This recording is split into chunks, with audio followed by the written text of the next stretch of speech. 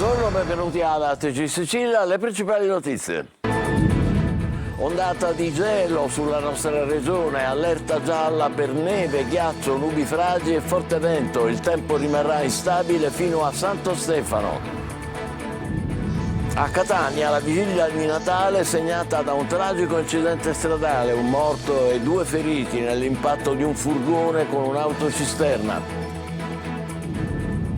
Palermo, per la morte di Maria, all'ospedale Ingrassia, dopo 8 giorni in barella, la procura adesso indaga per omicidio colposo. La regione ha inviato gli ispettori.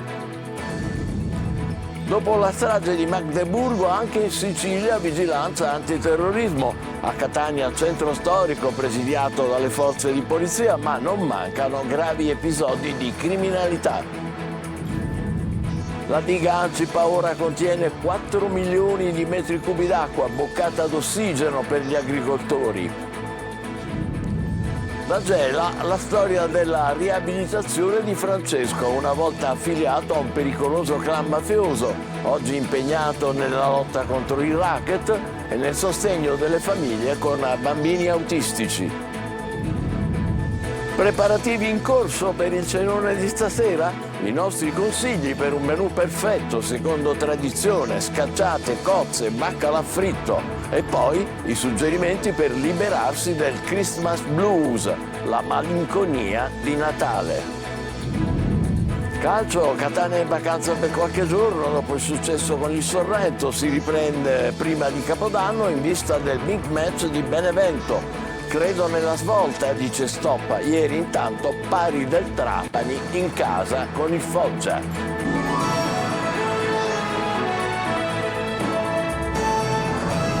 Bentrovati, freddo e neve, il Natale è bianco in Sicilia, forti venti, piogge abbondanti stanno creando difficoltà in gran parte dell'isola, allerta gialla per rovesci e temporali con mari mossi. La Protezione Civile regionale invita i comuni ad attivare i piani d'emergenza per il rischio neve. Il tempo rimarrà instabile fino a Santo Stefano. Orazio Longo.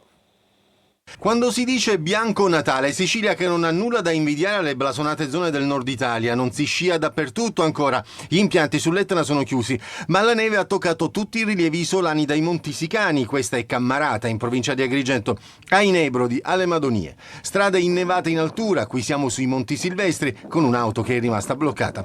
Difficoltà per gli automobilisti anche a quote più basse, tra Ragalna e Biancavilla per esempio, fiocchi copiosi a Enne e a Caltanissetta, liberi solo i Monti Iblei, a Siracusa le temperature percepite sono state sotto zero. A Palermo è arrivata anche la grandine. Diversi gli interventi dei vigili del fuoco per alberi pericolanti, allagamenti e distacchi di intonaci. Per la caduta di un albero è rimasta chiusa la strada provinciale 57. Ghiaccio su alcune strade statali, sulla Palermo-Sciacca a Giacalone e neve anche a 600 metri. La raccomandazione è di mettersi in viaggio solo se si è equipaggiati con catene o con pneumatici da neve. A Messina il sindaco ha disposto la proroga della chiusura delle ville comunali e dei cimiteri, centinaia gli interventi dei vigili del fuoco, nelle immagini interventi di messa in sicurezza di alberi sradicati. Allerta gialla della Protezione Civile regionale per rovesci e temporali, previsti ancora venti freddi di Bora e Grecale ma in diminuzione. Tempo instabile per il giorno di Natale e temperature rigide di 4-5 gradi sotto la media trentennale stagionale.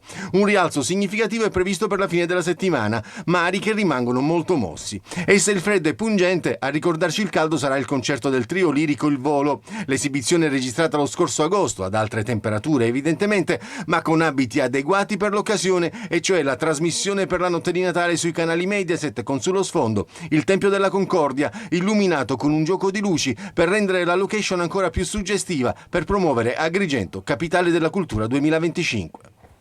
E a Catania c'è stato un tragico incidente stradale, un terribile impatto di un furgone con un'autocisterna, un morto, 2 feriti. Giusy Lazzara. Pezzi di lamiera, pacchetti natalizi sparsi ovunque e un corpo terra senza vita. Terribile la scena dell'incidente di ieri sera sulla tangenziale di Catania con un morto e 2 feriti. Un furgone, per cause ancora da accertare, si è scontrato con la cuspide dello svincolo di Passo Martino in direzione di Messina. Il contraccolpo lo ha fatto arrivare sulla carreggiata e un'autocisterna che trasportava benzina non ha potuto evitare l'impatto travolgendolo. Nello scontro è morto sul colpo Carlo Galvagna, 39 anni, seduto accanto a chi guidava il furgone che trasportava regali di Natale. L'uomo, soccorso dal 118, è stato trasportato d'urgenza nel pronto soccorso dell'ospedale Garibaldi Centro. Arrivato in codice rosso per diverse fratture al volto, è ancora ricoverato in prognosi riservata, anche se non è in pericolo di vita. L'altro ferito, alla guida dell'autocisterna, è stato medicato e ha una prognosi di 10 giorni. Sul posto sono intervenuti la Polizia Stradale e i Vigili del Fuoco con la squadra specializzata del nucleo biologico, chimico e radiologico per verificare eventuali sversamenti di carburante. Palermo, per la donna morta all'ospedale Ingrassia dopo 8 giorni lasciata in barella, la procura apre un'inchiesta per omicidio colposo e la regione manda i suoi ispettori. L'autopsia ha accertato una grave insufficienza in diversi organi. Marco Gullà.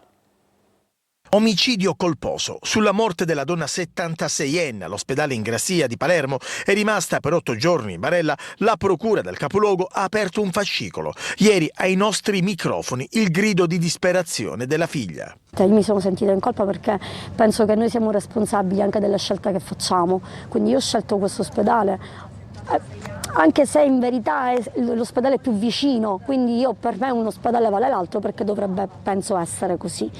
Una delle ipotesi è che l'anziana sia rimasta vittima di un'infezione contratta in ospedale, quasi certamente negli 8 giorni in cui, pur essendo un soggetto fragile, è rimasta al pronto soccorso. Per adesso il fascicolo aperto dal sostituto procuratore è a carico di ignoti. Al vaglio degli inquirenti ci sono le posizioni di medici e infermieri del pronto soccorso e del reparto di medicina che hanno avuto in carico l'anziana dal 10 dicembre.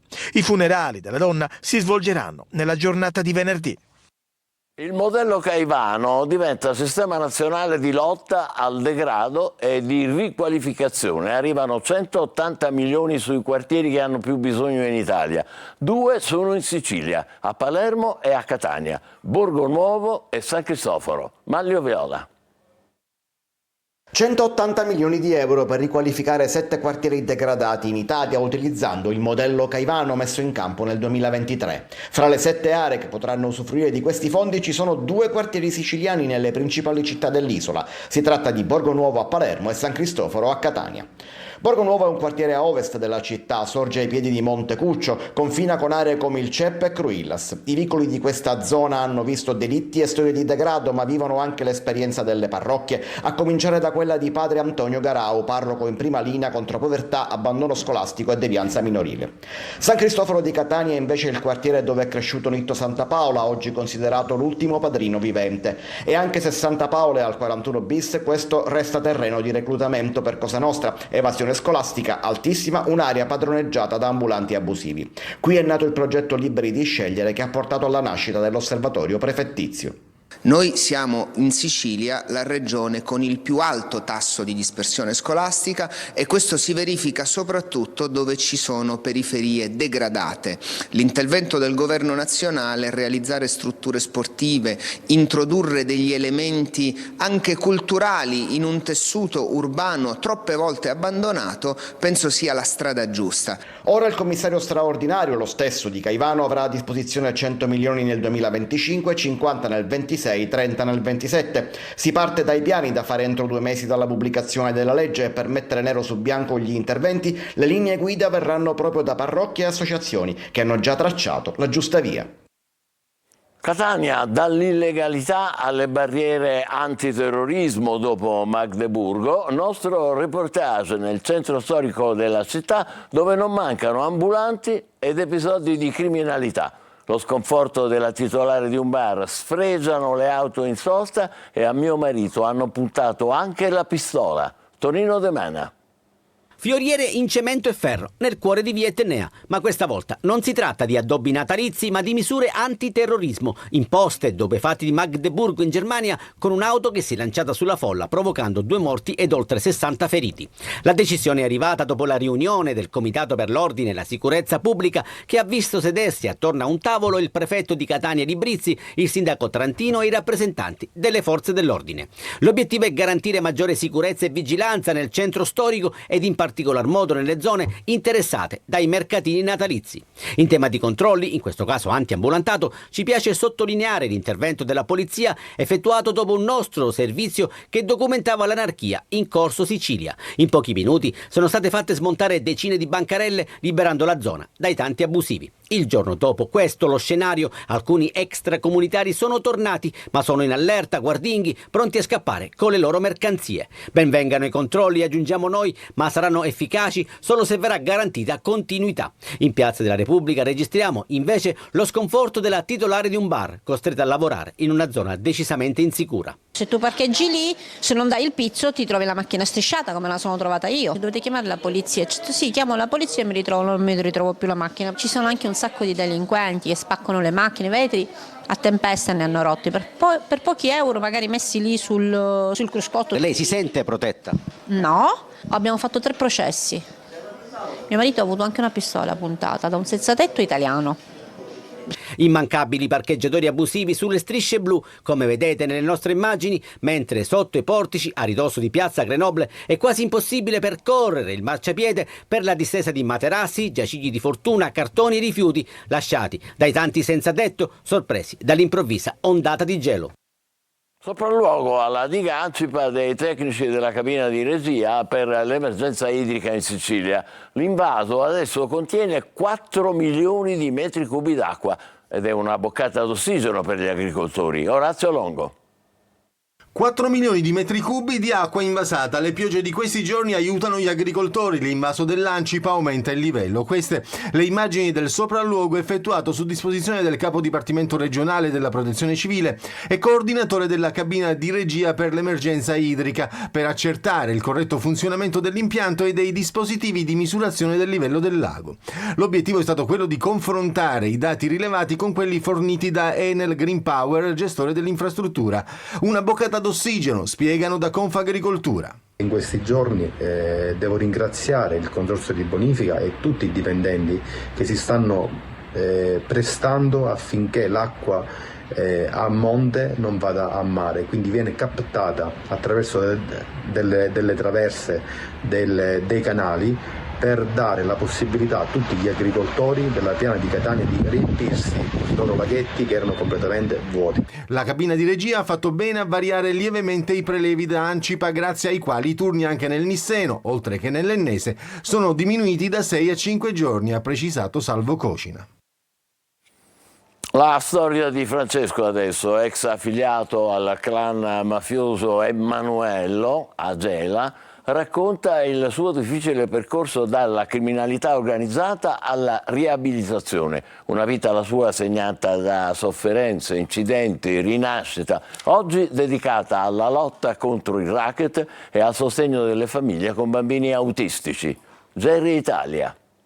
Quando mi sento dire che non si può cambiare, certo. Io sono cambiato e l'ho dimostrato da 12 anni. Una vita all'ombra della mafia, poi la svolta verso la luce. Francesco, un tempo uomo del clan Emanuello, era colui che bussava alle porte dei commercianti di Gela per riscuotere il pizzo. 3 pagamenti annuali che non ammettevano rifiuti, ma il suo arresto nel 2004 segna l'inizio di un lungo percorso di cambiamento. Il mio cambiamento già parte dal carcere, nelle mura dove ero ristretto. Uscendo sono iniziato ad avere i primi cambiamenti. In carcere per 10 anni Francesco trova nella solitudine e nella Bibbia l'occasione per riflettere e ripartire. Da quella cella inizia il lungo e difficile percorso di reinserimento, aggravato da una caduta sul lavoro che gli costa una gamba e da una successiva battaglia contro il cancro. Nel 2023 però è il momento simbolico della sua trasformazione, l'incontro con Papa Francesco che ha suggellato il suo cammino di redenzione, una nuova vita dedicata alla figlia Matilde, affetta da disturbi dello spettro autistico, per la quale ha fondato l'associazione Un Sorriso per Matilde, che sostiene le famiglie con ragazzi autistici. Ci occupiamo di disabilità, ma soprattutto di autismo, di bambini che hanno bisogno, accompagniamo le persone negli ospedali, tipo adesso periodo natalizio stiamo facendo la raccolta dei panettoni, chi può offrire un panettone, noi ci diranno il nome delle famiglie e li consegniamo alle persone che oggi purtroppo, difficile dirlo, non si possono permettere. Determinato a spezzare il legame con Cosa Nostra, Francesco ha iniziato a collaborare con l'associazione antiracket guidata da Salvino Legname. Attraverso le sue testimonianze porta un messaggio di speranza e incoraggia a spezzare il silenzio imposto dalla mafia. Per questo mi rivolgo ai giovani che si sentono intrappolati e magari pensano di non potersene uscire. A tutto c'è rimedio, dico a questi giovani. Contattateci, anche le istituzioni saranno pronte ad aiutare questo tipo di cambiamento. Oggi, lontano dall'ombra del suo passato, Francesco diventa simbolo di riscatto, dimostrando che anche per le vite più segnate c'è sempre una strada verso la redenzione. Complimenti ed auguri a Francesco. Adesso parliamo del Christmas Blues. È la malinconia del Natale, uno stato psicofisico molto diffuso, più di quello che si pensi in questo periodo. È caratterizzato da ansia, depressione e stress, ma un antidoto c'è e lo suggerisce la psicologa Chiara Moschetto, intervistata da Eva Spampinato nel corso di un focus. Non è vero che a Natale siamo tutti più felici. Il periodo delle feste è anche molto critico per tante persone. Quando noi pensiamo al Natale, pensiamo sempre al Natale che vedono i bambini, quello magico. Però se le condizioni di vita nostre attuali nel qui ed ora non sono molto vicine a quel genere di Natale, il sentimento di frustrazione che potremmo provare è veramente molto grande, molto forte. Questo periodo dell'anno, generalmente associato a buoni sentimenti, felicità, legami familiari e condivisione, può essere vissuto con qualche sofferenza da parte di chi non si conforma a questo modo di intendere la società o le relazioni. Perché il Natale porta con sé un significato simbolico molto forte. Il Natale è unione, il Natale gioia e famiglia e relazione sana. La notizia positiva è che lo status di malessere è passeggero e finite le feste va via. In stanza di terapia addirittura già a partire da ottobre-novembre si inizia a parlare del Natale. Non è un caso che proprio nel periodo tra Natale e Capodanno si assista anche ad un aumento di suicidi. Per chi già soffre di depressione, il peso delle aspettative sociali diventa troppo forte da gestire.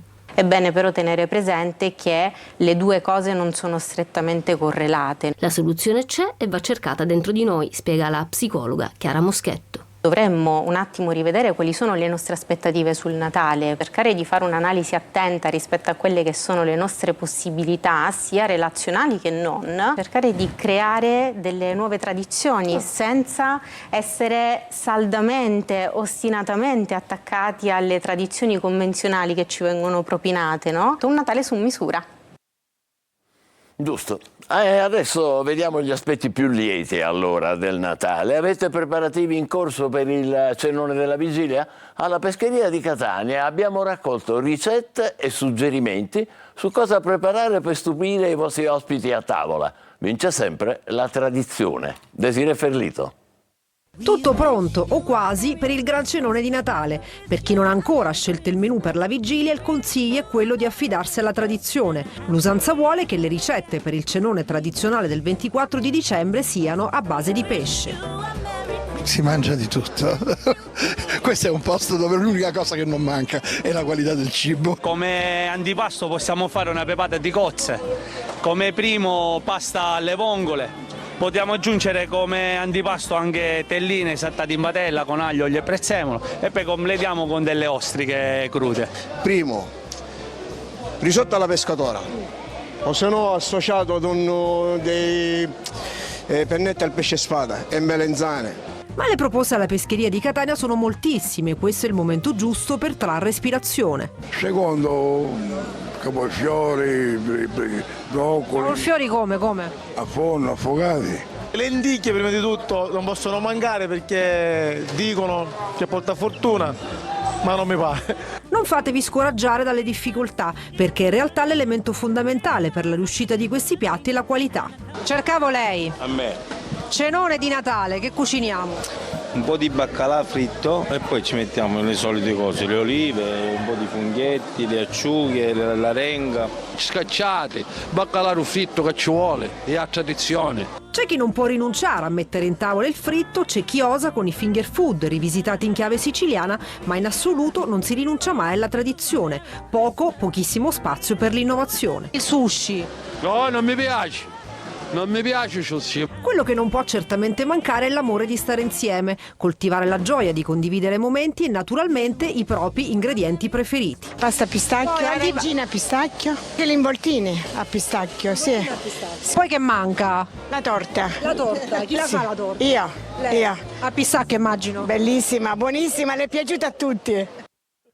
Tutto al pistacchio. Buon appetito. Adesso un'informazione di servizio. In occasione delle feste, oggi e il 31 dicembre a Catania sarà anticipata la raccolta differenziata nell'800. Quindi la frazione del porta a porta dovrà essere esposta entro e non oltre le 18. Carta e cartone per le utenze domestiche, carta e cartone umido per quelle non domestiche, le sere del 25 e del 1 gennaio. L'esposizione dei rifiuti dovrà avvenire regolarmente. Ci facciamo la nostra pausa, adesso tra poco per il calcio la ricetta di stoppa per risollevare il Catania e poi il pari senza reti tra Trapani e Foggia. State con noi, vi aspettiamo.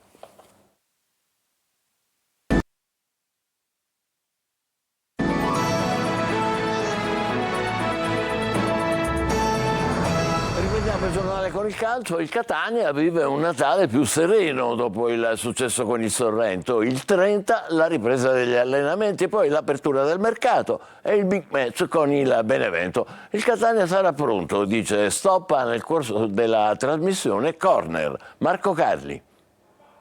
Il Catania si gode il Natale. Il 4-0 maturato negli ultimi 20 minuti con il Sorrento ha eliminato le scorie del post-potenza e della fine del primo tempo, aprendo a un po' di serenità.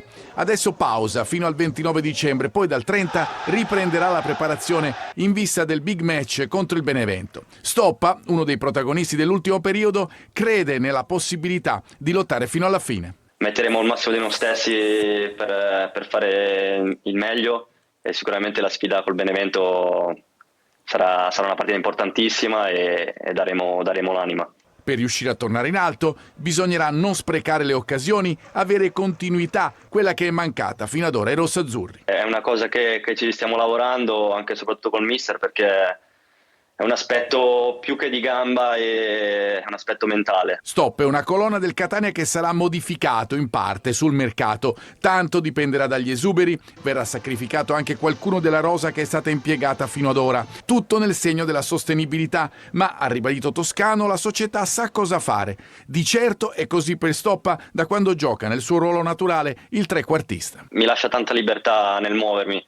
Io è una cosa che mi piace fare, andare a destra, a sinistra, avere libertà nel movimento. Sono contento per come sto facendo, anche per l'andamento che stiamo facendo con la squadra, quindi dobbiamo continuare così e dare sempre il meglio di noi stessi. Tipo di Serie C, Trapani e Foggia non si fanno male. 0-0 ieri sera al Provinciale. Franco Camarasana. Ha deluso le attese della vigilia il posticipo di ieri sera fra Trapani e Foggia. Entrambe speravano di ottenere un successo che le rilanciasse in zona playoff, ma sono uscite dal Provinciale con un pugno di mosche. Di abbondante solo vento e freddo, zero o quasi lo spettacolo, con molti errori individuali, anche se l'impegno non è mancato. Niente precisione però in fase offensiva, tanto che le difese l'hanno fatta da padrone senza doversi impegnare più di tanto. Eziolino Capuano, alla sua prima davanti al pubblico granata dopo il suo arrivo a Trapani, ha messo in campo un Trapani aggressivo che ha trovato però un Foggia blindato nelle retrovie. Non a caso ha subito 2 soli gol nelle ultime 7 partite. Qualche sussulto la gara l'ha avuto dopo la mezz'ora. Al 31esimo una punizione di Benedetti respinta da Perina. Al 39esimo deviazione di testa imprecisa di Fal su un cross di Ciotti. Altrettanto a para di occasione la ripresa. Di buono al 24esimo una punizione di Benedetti con Celiento che di testa ha colpito l'esterno del palo. Poi più nulla e tutti in vacanza. Noi ci fermiamo qui, l'appuntamento è per le 20, grazie per essere stati con noi, buon pomeriggio e buon Natale.